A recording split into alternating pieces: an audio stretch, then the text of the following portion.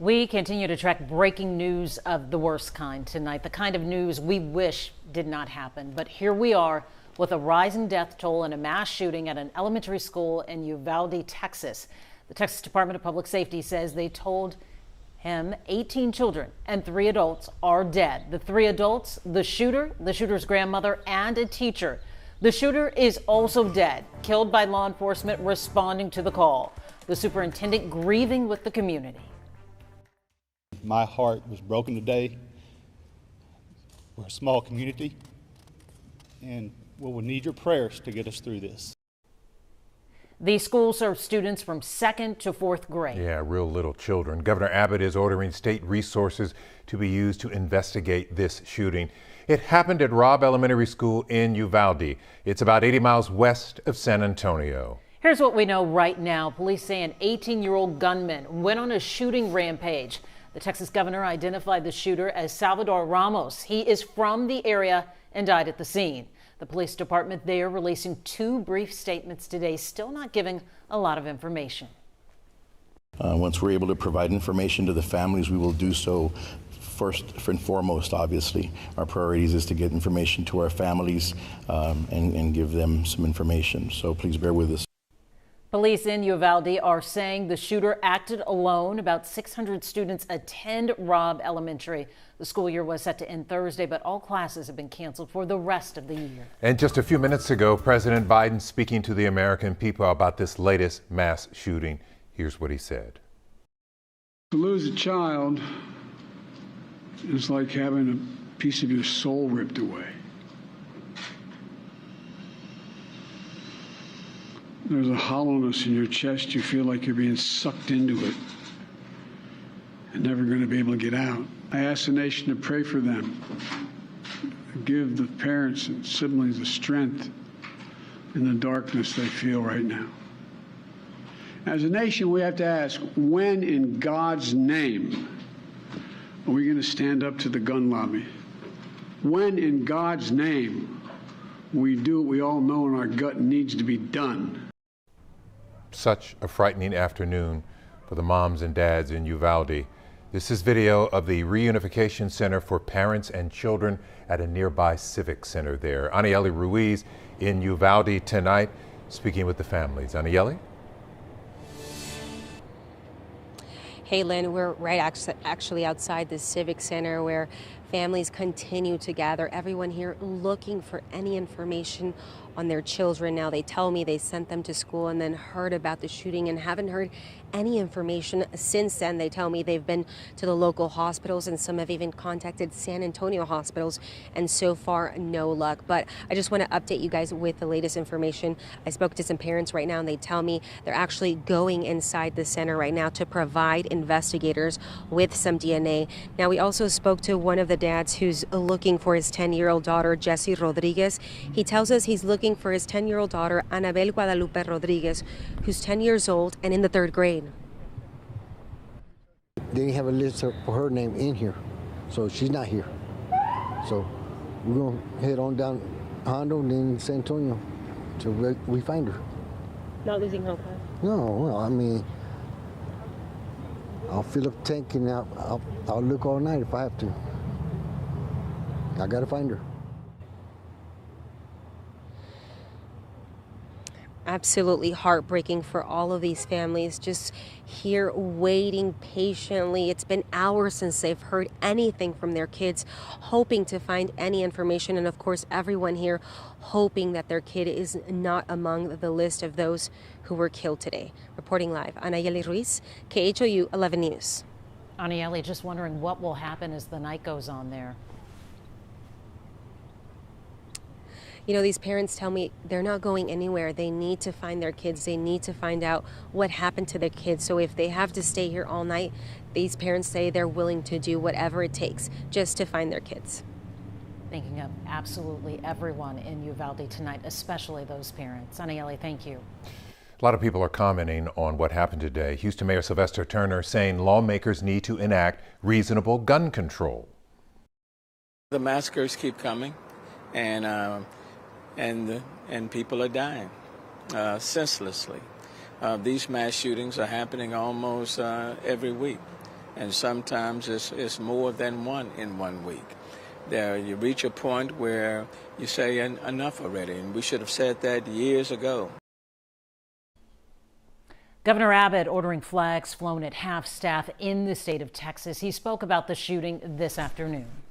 When parents drop their kids off at school, they have every expectation to know that they're going to be able to pick their child up when that school day ends. And there are families who are in mourning right now, and the state of Texas is in mourning with them for the reality that these parents are not going to be able to pick up their children. In Washington, D.C., the White House flag was lowered to half-staff. President Biden has ordered flags at all public buildings be lowered to half-staff to honor the victims in Uvalde. Also in D.C., Texas Senator Ted Cruz watching the situation unfold. He spoke to reporters, calling what happened truly horrific. It has happened far too many times. I have been there over and over and over again. I was at the Santa Fe High School just outside of Houston. I was at the Sutherland Springs Church just outside of San Antonio. I was in El Paso at the Walmart. I was in Midland, Odessa with the horrific mass murderer there. I was in Dallas with the mass murderer who targeted police officers. We are seeing way too many of these horrific mass murders. And we need to devote far more law enforcement resources to stopping violent criminals, to preventing these kind of absolute acts of evil. U.S. Senator John Cornyn reacting with a statement saying, quote, "The shooting at Robb Elementary School in Uvalde is every parent and teacher's worst nightmare. No parent, child, or teacher should ever have to wonder whether it's safe to go to school." He goes on to say this is an excruciatingly difficult time for the tight-knit Uvalde community and for all Texans as we mourn this terrible tragedy. He continues, "My heart goes out to those in the hospital receiving care and to the loved ones of those who lost their lives. As a parent, the pain they must be feeling is unimaginable."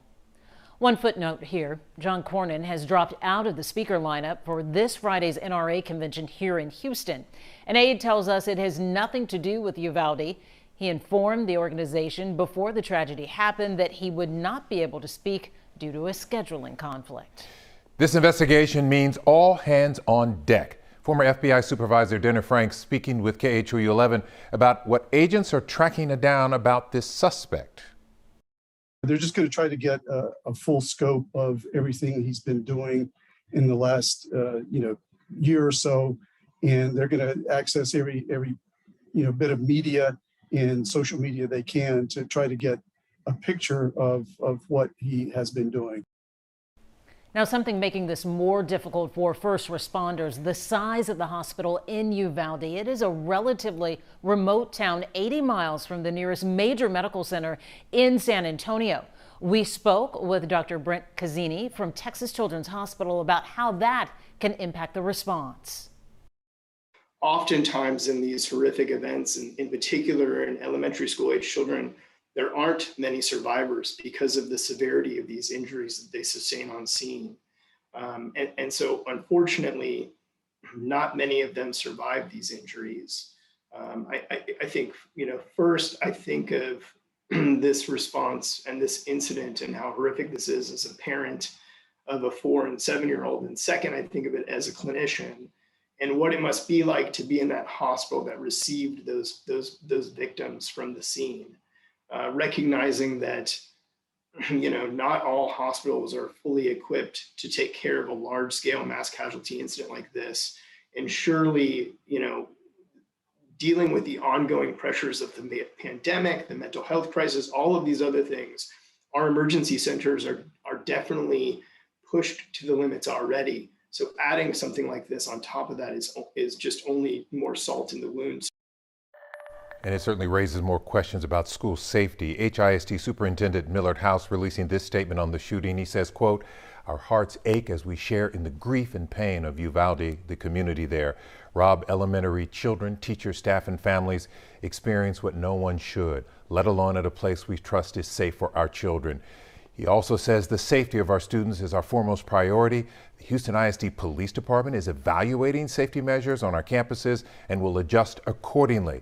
He says, I want to ensure the HISD community that we are taking this very seriously. HISD police have reached out to Houston police, and there are no, they say, active threats currently in Houston. And Conroe ISD saying, quote, our hearts are broken for our neighbors in Uvalde. As a proactive measure, we will have a highly visible police presence the next 2 days. They say all Conroe ISD officers will be on duty and on campus. They're also calling for help from Montgomery County deputies and the Conroe Police Department. Before we go, another update, the latest we know at this hour in this shooting. Texas DPS reporting 18 children and 3 adults have been killed in a mass shooting that includes the suspect. Texas Governor Greg Abbott says it is believed the shooter was killed by responding officers. The Uvalde school police chief saying the suspect acted alone. Right now, they are obtaining background information on the gunman identified as 18-year-old Salvador Ramos. Things they're looking into, of course, motive, the types of weapons he used, and whether he was legally allowed to have them. We're going to have a lot more coming up on KHOU 11 News at 10. We thank you for joining us for this digital news update.